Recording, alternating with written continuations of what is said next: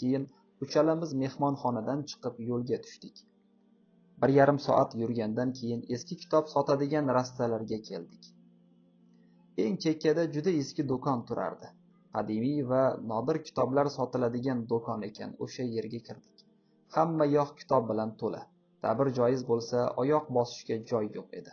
Do'konning oxirgi burchagigacha bordik. O'sha joyda o'ngu so'li orqasi kitob bilan o'ralgan kitoblar orasida o'zi ham deyarli ko'rinmay qolgan oppoq soqolli qari amakini ko'rdik. Qariya ko'zoynagini burnigacha tushirib olgan edi. O'zidan ham eski, o'zidan ham katta yoshdagi bir kitobni o'qib o'tiribdi. Qariya avvaliga bizning kelganimizni payqamadi. Karim keksa amakiga salom berib, bizni tanishtirdi. Savollarimiz, qiziqishlarimiz haqida o'qiyotgan kitobimiz haqidagi hamma narsani aytib berdi. Mehmonxonada Karimning ko'zida chaqnagan uchqun bu amakining ko'zida ham ko'rindi.